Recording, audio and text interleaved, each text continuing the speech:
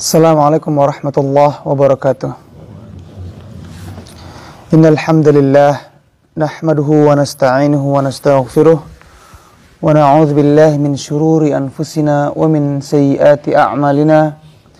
Man yahdihillahu fala mudilla lahu wa man yudlil fala hadiyalah. Wa asyhadu an la ilaha illallah wahdahu la syarika lah wa asyhadu anna Muhammadan 'abduhu wa rasuluhu la nabiyya ba'dah. Ya ayyuhalladzina amanu taqullaha haqqa tuqatih wa la tamutunna illa wa antum muslimun.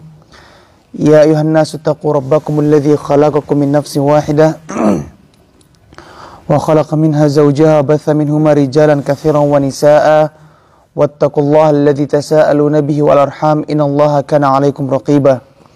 Ya ayyuhalladzina amanu taqullaha wa qulu qawlan sadida yuslih lakum a'malakum wa yaghfir lakum dhunubakum wa may yuti'illaha wa rasulahu faqad faza fawzan 'azima.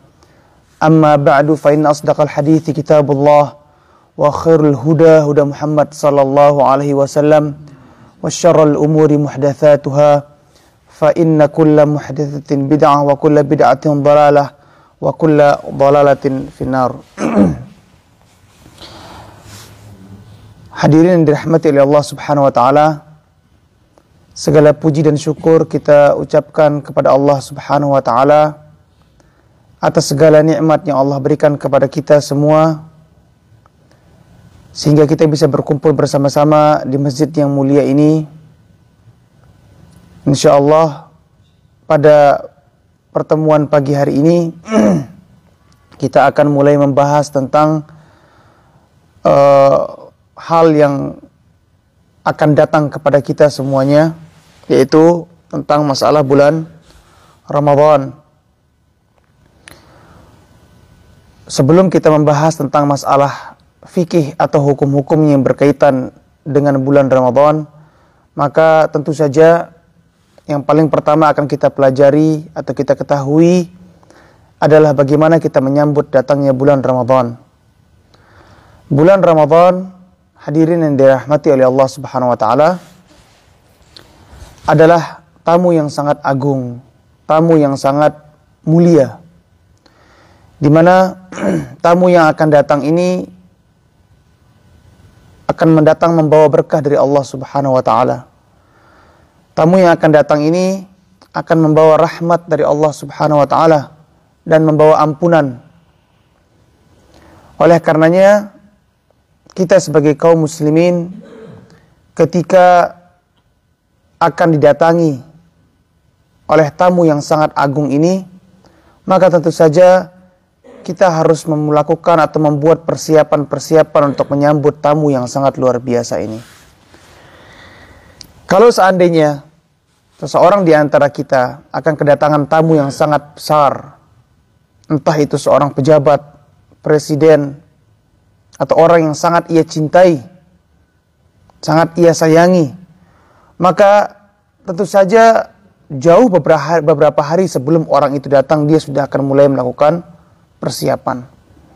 Entah itu dari masak-masak, atau misalnya merapikan rumah, bersih-bersih rumahnya dipel, ya, atau misalnya rumahnya divakum, dibersihkan semuanya, kamarnya dipersiapkan untuk tamunya. Dia akan memberikan atau melakukan persiapan terbaik untuk membuat tamu yang akan datang kepadanya itu menjadi apa? Senang. Begitu juga kita, umat Nabi Muhammad SAW, ketika kita tahu bahwasanya tamu yang akan datang ini akan memberikan hal yang sangat besar bagi kita, memberikan manfaat yang begitu luar biasanya, ampunan dari Allah Subhanahu wa taala, rahmat dari Allah Subhanahu wa taala, barakah yang akan kita dapatkan di dalam bulan Ramadan, pahala yang begitu besarnya. Karena di antara keutamaan bulan Ramadan, di dalam bulan Ramadan ada yang namanya Lailatul Qadar, di mana seseorang yang beribadah di dalam Lailatul Qadar tersebut akan mendapatkan pahala seperti berapa? 1000 bulan. Oleh karenanya, hadirin dirahmati Allah Subhanahu wa taala, persiapan yang harus kita lakukan adalah persiapan yang matang. Akan tapi tamu yang akan datang ini atau Yang jadi masalah,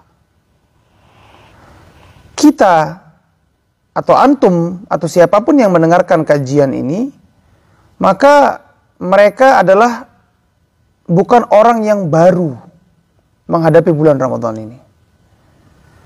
Mereka adalah orang-orang yang termasuk praktisi lama. Sebagian dari di antara kita ada yang sudah berjumpa dengan bulan Ramadan sebanyak berapa? Mungkin 50 kali. Ada mungkin yang hampir 60 kali. Ada mungkin yang sudah 70 kali berjumpa dengan bulan Ramadan. Bukan orang yang baru masuk Islam kemudian ini adalah Ramadan pertamanya. Nah, ini yang jadi problem. Kenapa demikian? Karena ketika kita membicarakan datangnya bulan Ramadan ini kepada seseorang yang belum pernah merasakan bulan Ramadan, maka dia akan menjadi orang yang sangat antusias, akan bersemangat, karena ini adalah Ramadan pertamanya.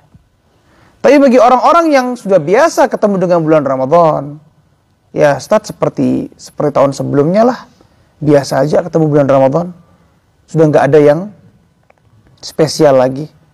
Ini yang menjadi problem, dan ini yang kita khawatirkan akan kita rasakan pada kehidupan kita ini. Di dalam dunia para ulama disebutkan sebuah kaidah, di mana kaidah ini bukan hanya kaidah biasa, tapi kaidah ini adalah kaidah kehidupan kita. Dan jangan sampai kaidah ini terkena pada dunia ibadah kita kepada Allah Subhanahu wa taala. Karena akibatnya adalah sangat fatal. Di mana kaidah tersebut berbunyi, kasratul misas tumitul ihsas. Terlalu banyak berinteraksi, berhubungan, berjumpa, bersentuhan dengan sesuatu, maka itu akan mematikan sensitivitas kita. Sebagaimana saya katakan tadi, kalau orang yang baru pertama kali bertemu dengan bulan Ramadan, dia pasti akan antusias, akan semangat. Semua ia persiapkan.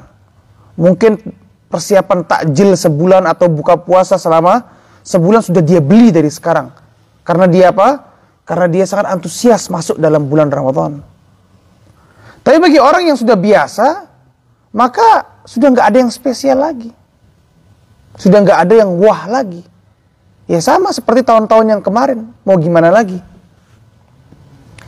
Kita berikan contoh misalnya. Seorang yang baru menikah. Biasanya setiap kali pulang kerja di hari-hari pertama akan disambut oleh istrinya di depan pintu rumahnya. Dipeluk mungkin sama istrinya. Tapi kalau orang sudah menikah 10 tahun, 20 tahun, ada nggak yang pulang kerja ditunggu sama istrinya itu di depan gerbang?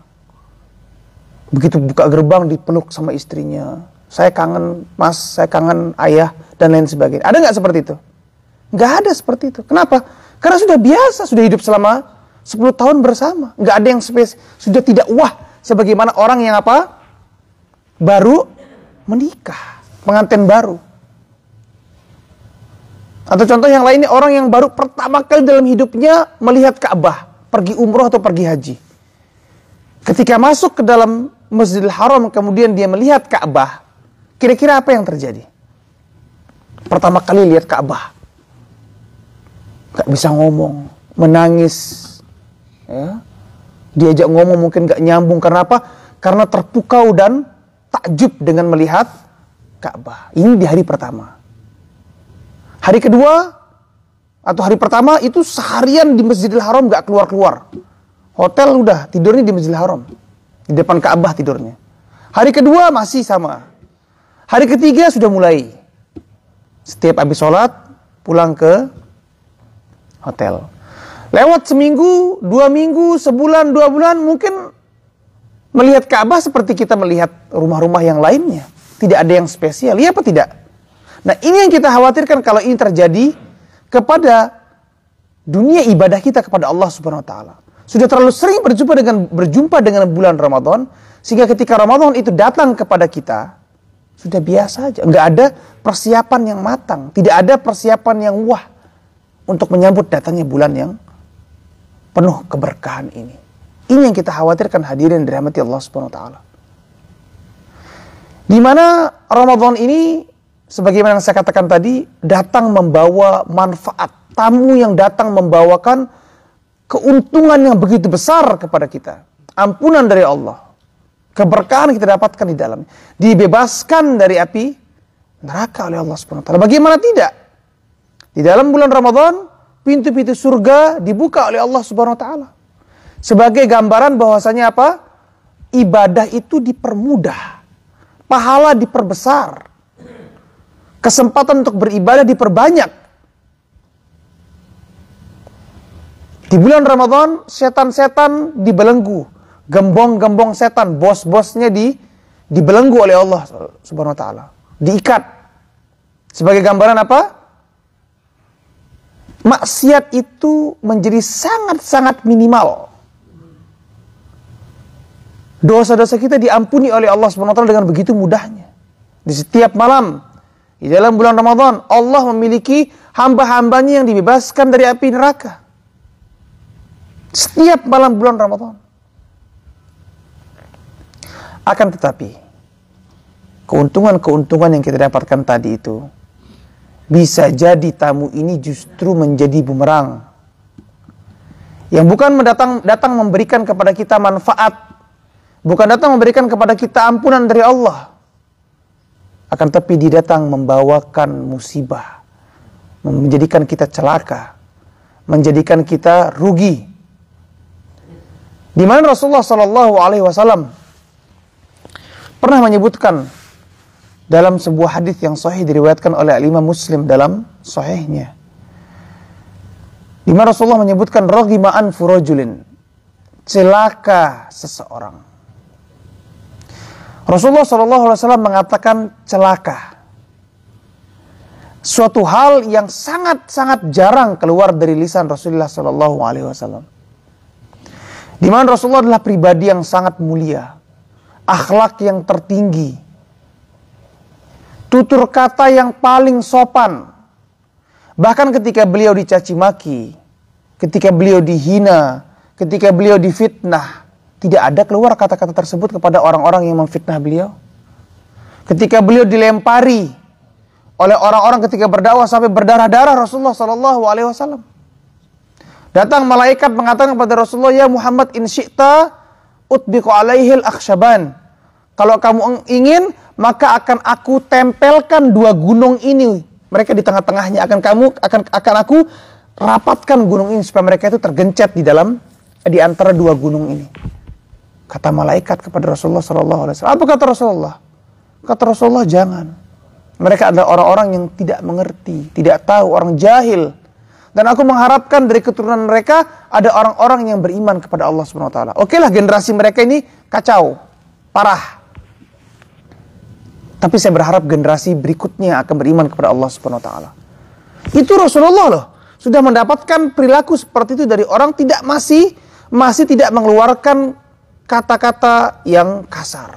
Tapi untuk kasus ini, Rasulullah sampai-sampai mengatakan orang tersebut celaka. Celaka, celaka.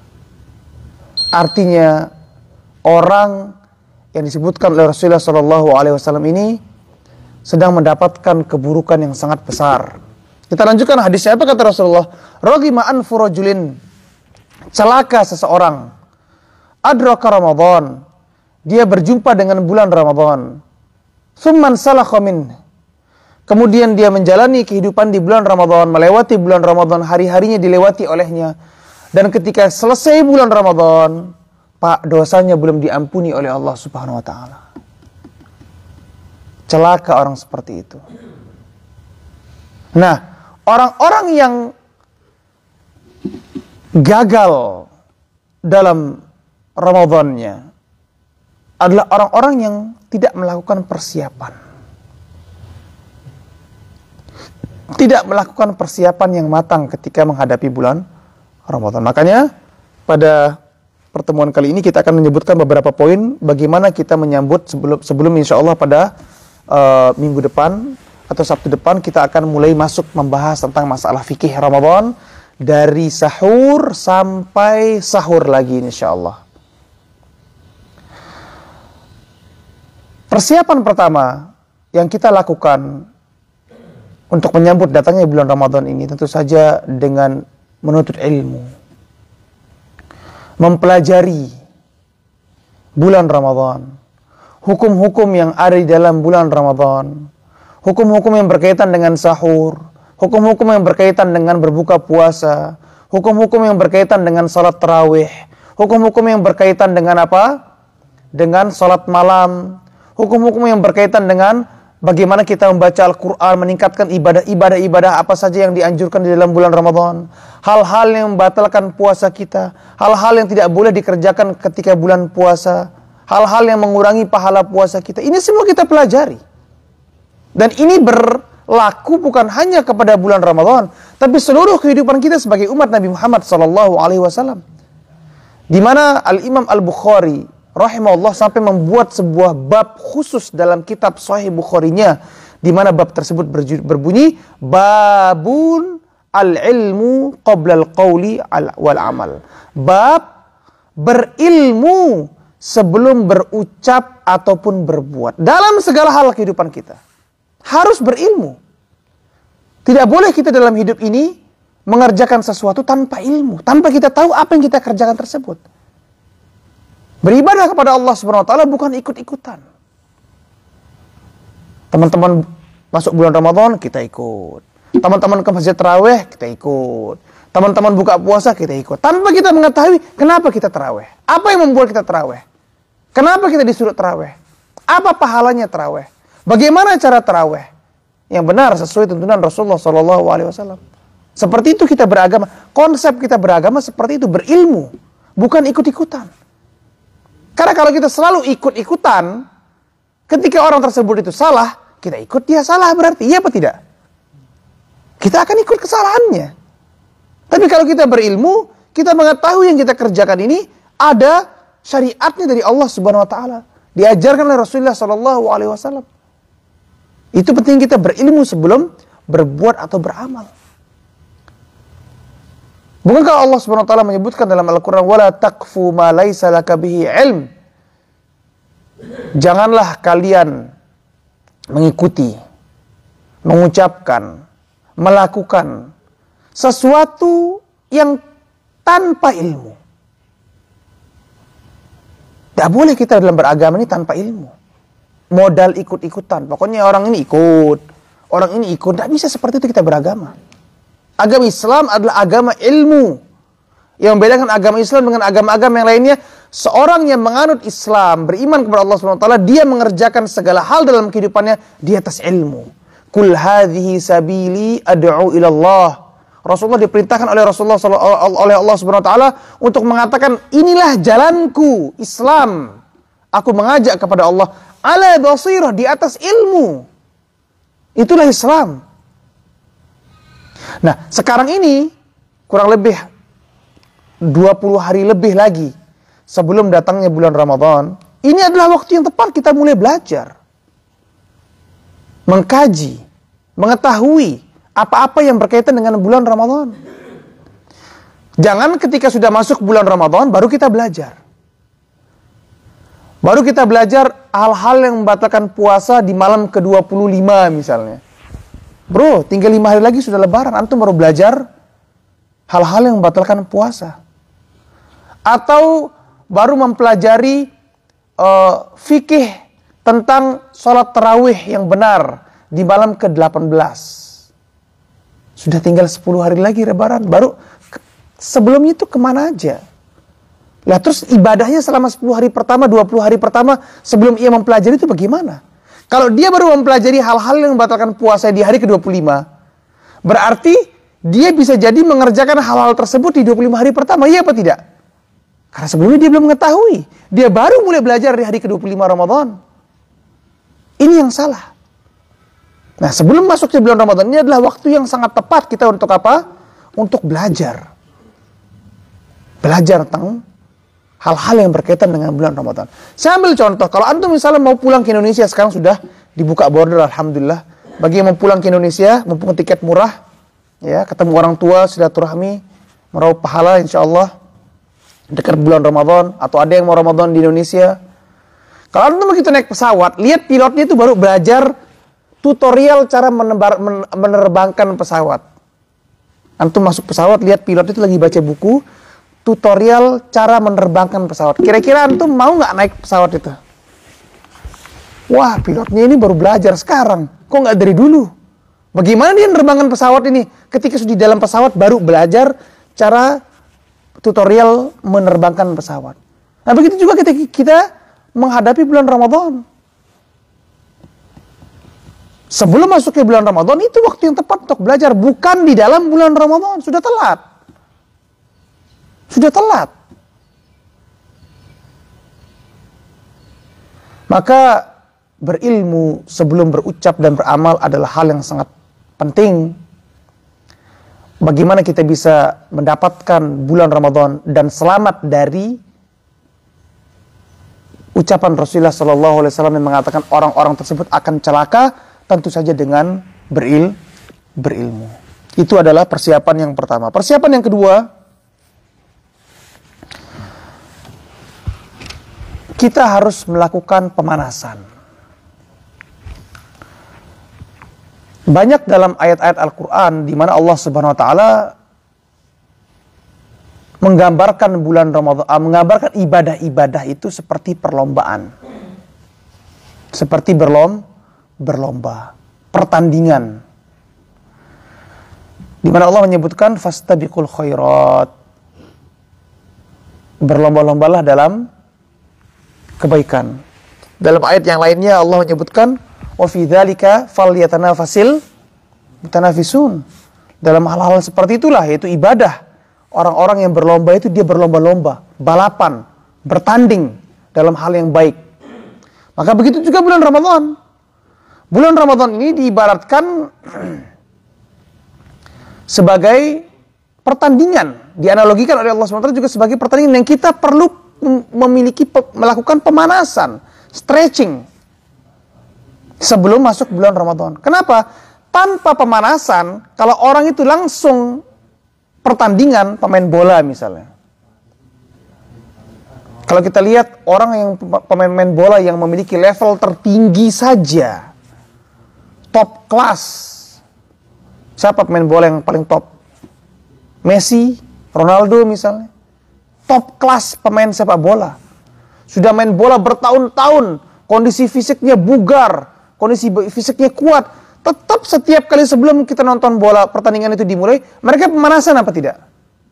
Pemanasan.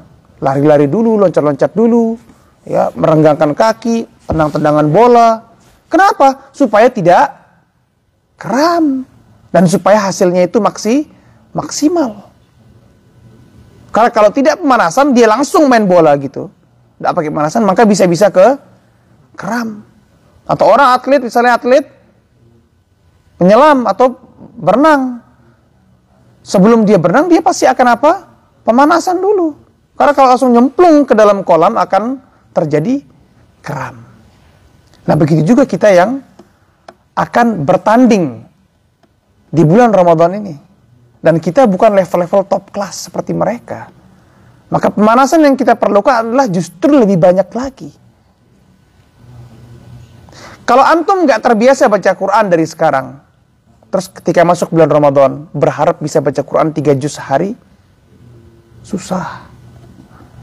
Atau nggak biasa sholat malam sepanjang tahun, kemudian berharap bahwasanya di bulan Ramadan bisa sholat malam 1 juz, 2 juz, 3 juz.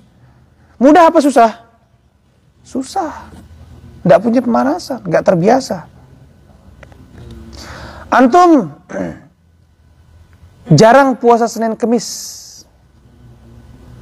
Ketika masuk bulan Ramadan di hari pertama, kesulitan apa tidak? Kesulitan, apalagi yang kerja. Maka penting pemanasan ini begitu penting bagi kita ketika ingin masuk ke dalam bulan Ramadan, supaya Ramadan kita ini sukses. Supaya Ramadan kita ini maksimal. Supaya Ramadan kita ini mendapatkan pahala yang sempurna, yang full dari Allah Subhanahu Wa Taala. Enggak setengah-setengah, enggak nanggung-nanggung. Maka penting kita melakukan pemanasan atau apa? Stretching. Itu persiapan yang kedua. Persiapan yang ketiga,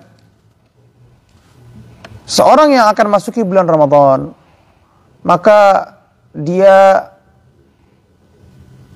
harus banyak-banyak bertaubat, beristighfar kepada Allah Subhanahu wa taala, meminta ampunan dari Allah Subhanahu wa taala atas dosa-dosa yang ia kerjakan sepanjang tahun, sepanjang hidupnya. Ada orang yang mengatakan, loh, kita kan mau masuk bulan Ramadan ini kan akan diampuni oleh Allah Subhanahu wa taala. Mau beribadah kita, kok malah disuruh bertaubat? Hadirin dirahmati Allah Subhanahu wa taala, bukankah yang menyebabkan seseorang itu malas beribadah melainkan karena dosa-dosanya yang ada pada dirinya? Bukankah orang itu menjadi tidak bersemangat untuk beribadah melainkan karena dosa-dosa yang ia kerjakan? Bukankah orang-orang itu waliyadzubillah semakin banyak bermaksiat kepada Allah Subhanahu wa taala melainkan karena sebab dosa-dosa yang ia kerjakan? Karena hadirin dirahmati Allah Subhanahu wa taala, disebutkan oleh para ulama bahwasanya pahala atau amal soleh itu akan memanggil teman-temannya. Di mana orang yang diterima amalannya oleh Allah Subhanahu wa taala akan diberikan taufik untuk beribadah kepada ibadah yang lainnya. Selesai dari ibadah yang satu, dapat taufik ibadah lagi yang lainnya, ibadah lagi yang lainnya, terus pindah dari ibadah satu ke ibadah yang lainnya. Kata para ulama, innal hasanatu nadi ukhtaha ya ukhti ya ukht. Sungguhnya amal-amal soleh itu memanggil teman-temannya. Sini, sini, ini orang baik. Sini, sini. Dipanggil apa? Teman-temannya amal-amal soleh yang lain, sehingga orang tersebut setelah beramal soleh lagi, beramal soleh lagi, beramal soleh terus seperti itu. Dalam Al-Quran Allah menyebutkan tsumma taballahu alaihim liyatubu. Allah memberikan taubat kepada mereka, Allah menerima taubat mereka, Allah mengampuni mereka agar mereka bertaubat lagi. Jadi ketika seorang itu bertaubat, di mana taubat itu adalah juga ibadah kepada Allah Subhanahu wa taala, Allah menerima taubatnya, Allah berikan dia taufik untuk bertaubat lagi. Seperti itu. Orang yang diterima amalannya oleh Allah Subhanahu wa taala, ia akan beramal lagi. Diterima amalannya, beramal lagi, terus beramal. Sebaliknya, wa inna sayyi'at tunadi ukhta. Sungguhnya dosa-dosa itu memanggil teman-temannya. Ya ukht, wahai saudaraku, kesini, sini. Ini orang berantakan ini. Ini orang parah nih. Di sini aja. Ketika orang itu berdosa, berbuat dosa, bermaksiat, dia tidak bertobat kepada Allah Subhanahu wa taala, dia akan bermaksiat lagi. Setelah bermaksiat lagi. Sampai akhirnya ia akan menjadi malas untuk beribadah. Bukankah Allah menyebutkan dalam surah Al-Mutaffifin, di mana Allah menyebutkan kalla bal rana ala qulubihim ma kanu yaksibun. Sekali-kali tidak. Hati-hati mereka itu menjadi apa? Rona, tertutup karena dosa-dosa mereka, dan mereka menjadi malas untuk beribadah kepada Allah Subhanahu wa taala. Sehingga kalau kita mau bisa maksimal, mau bisa semangat, mau bisa giat, mau bisa lancar ibadahnya di bulan Ramadan, bertaubatlah kepada Allah Subhanahu wa taala. Minta ampun agar dosa-dosa kita diampuni oleh Allah Subhanahu wa taala. Sehingga kita masuk ke dalam bulan Ramadan, dosa-dosa kita telah diampuni oleh Allah Subhanahu wa taala, kita menjadi semangat dan maksimal ibadahnya di dalam bulan Ramadan. Dan yang terakhir, ya, persiapan yang kita lakukan sebelum masuknya bulan Ramadan adalah kita perbanyaklah berdoa, meminta kepada Allah Subhanahu wa taala. Minta bantuan dari Allah Subhanahu wa taala. Kita nggak akan bisa ibadah kecuali Allah yang memberikan kita kekuatan untuk beribadah.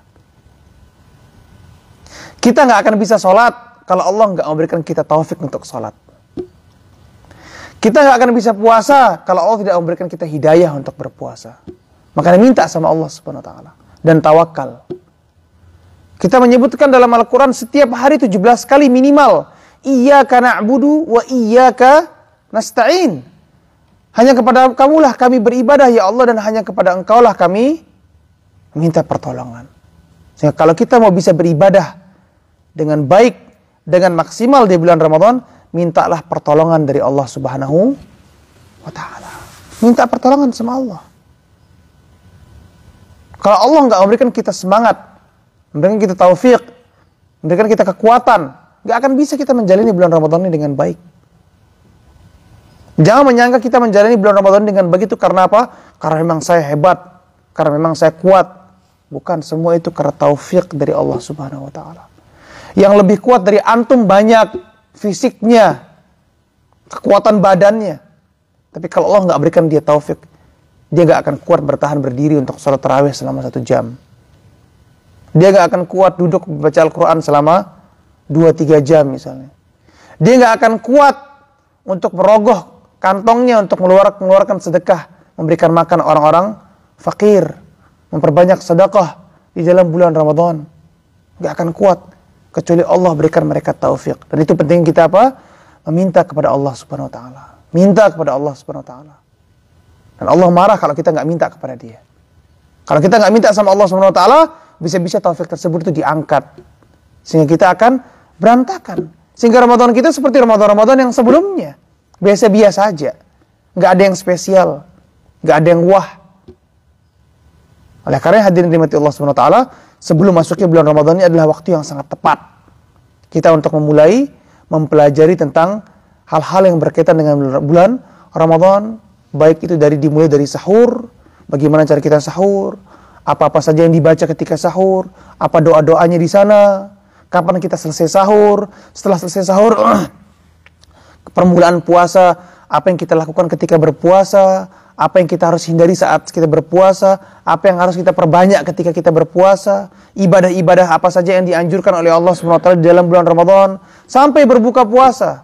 Kapan waktu berbuka, apa doa ketika berbuka puasa, apa yang disunahkan kita berbuka dengannya, ya. Kapan kita harus selesai berbuka puasa, ya. Selesai berbuka puasa, sholat maghrib misalnya, kemudian setelah itu tarawih, ya, berapa jumlah rakaat tarawihnya, bagaimana kita tarawihnya, bagaimana tarawihnya Rasulullah, apa yang dibaca di sana, kemudian sholat malam, baca Al-Quran, memperbanyak sedekah, ya, kemudian menjaga lisan.